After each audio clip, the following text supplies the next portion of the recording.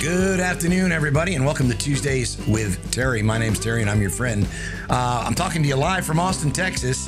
Yeah, where the sun is hot, the barbecue is sweet, and all the drinks are free if you're going to hang out with me. Today, I want to talk a little bit about attitude. You know, when I was a sophomore in high school, I got kicked out of high school. Yeah, true story. Dang, could you imagine out west? They kicked me right out of high school, those sons of bitches. But you know why they kicked me out? They said I had a bad attitude. I was a smart ass to teachers. Can you imagine that too? You know, I was the guy, my teachers used to throw erasers and all kinds of crap. But they said bad attitude, you know? And, you know, when you think about it, the attitude is, what exactly is attitude? And attitude many times comes from confidence, right? You ever know anybody that has really good self-confidence? And have you ever met anybody that has really poor self-confidence? What's the difference? If I said, I lined 25 people up and I said, which of these people appear or look like they have self-confidence, and which of these people appear like they do not have self-confidence, you could probably pick some out. It's the way that we stand. It's the way that we look. Is our posture good? Is our shoulders back and our head up? Are we smiling? Are we showing our eyes and our teeth, right? By the way, if you're ever interviewing people and you look for good confidence, you're looking for teeth and eyes. You got to make sure that they're showing their teeth and they're smiling a lot, and that are making good eye contact with you. Yeah, a little tip there. But what is confidence? Confidence is that belief that you are capable of meeting the demands in your life. That's what confidence is. And confidence starts with you. I'm going to go over probably 5 or 6 things here about your building your own personal self-confidence, because I believe it's the foundation of building a great life. I believe it's a foundation of building a good business. I believe it's a foundation of building good relationships.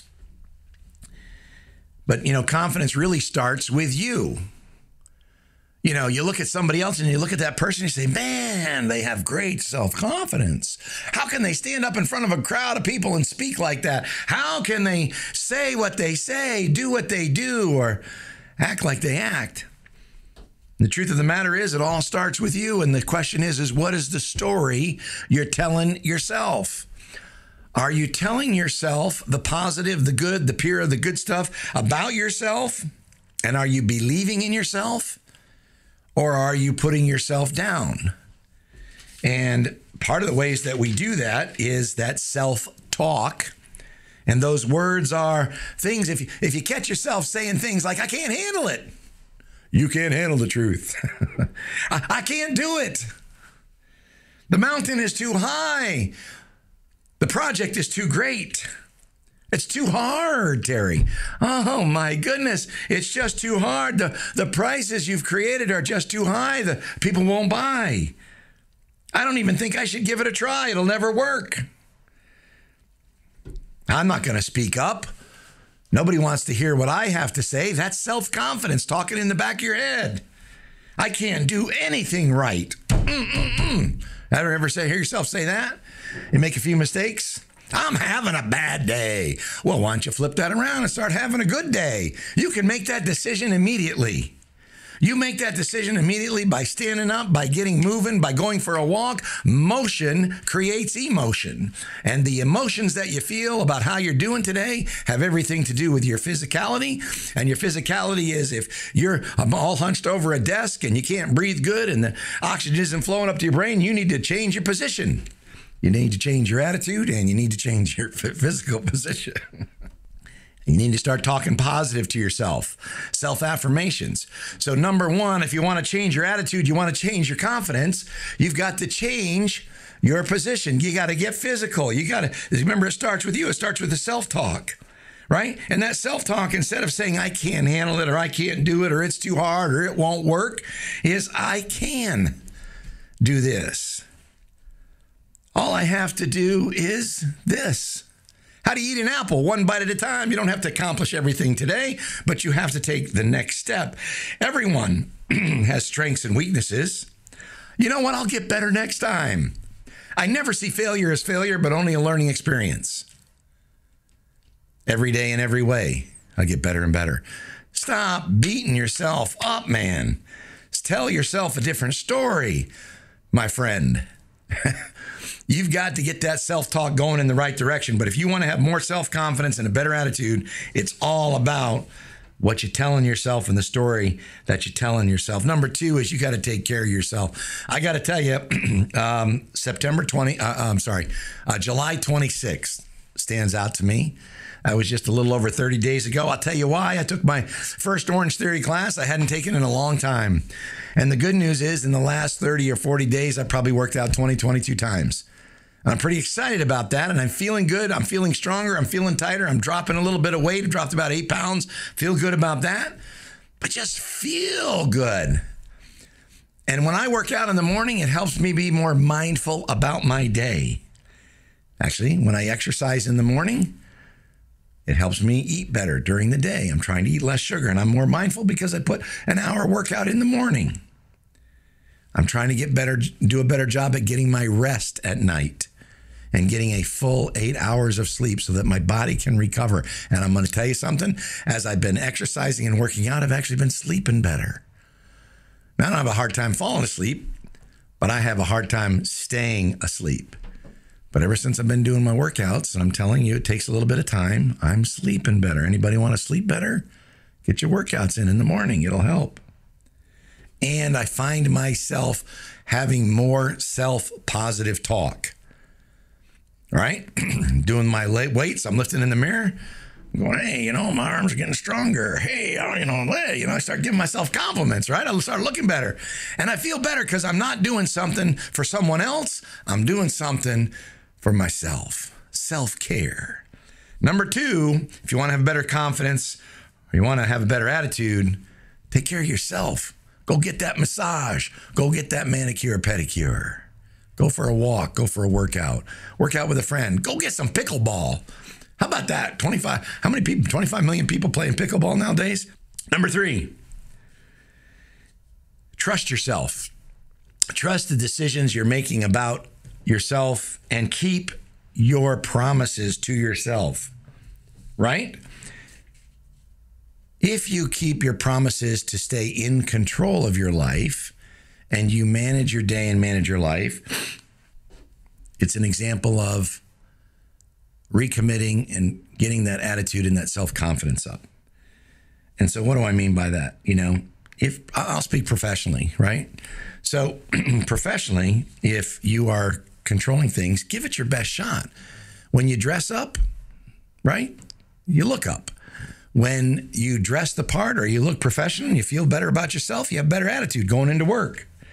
When you speak the right words or you say the right things, you feel better about yourself. You need small wins in order to get the big wins. And the small wins are as simple as, if you haven't watched that video from Admiral that spoke at University of Texas, Make Your Bed. If you go look it up, just YouTube something called Make Your Bed. Listen to this guy, because small things are everything in terms of those commitments, small little commitments and the promises you keep to yourself. Number 4 is stop comparing yourself. Will you? Will you just stop comparing yourself to other people? It's amazing to me. So I was on vacation, right? I picked up a book. There's a guy in Austin, Texas that wrote a book. And the name of this book is called The Subtle Art of Not Giving a Fuck. A guy from Austin. And the book is not about not giving a fuck. The book is about actually giving a fuck about the right things in life and setting your priorities correctly. But one of the things he talks about is comparing ourselves. And when you get on Instagram or you get on Facebook or you get on TikTok, what you're really seeing is a highlight reel of somebody else's life. You're seeing a guy with the music playing in the background, jumping off a 30-foot cliff, doing a back gainer. You're seeing a wedding. You're seeing a couple spin around in slow motion with flowers falling over their head with a blurred background on the beach someplace in the Caribbean. And you're going, oh, what a life to be in love, to be with her, to be with him. If I only. And then you see people walking through their big house.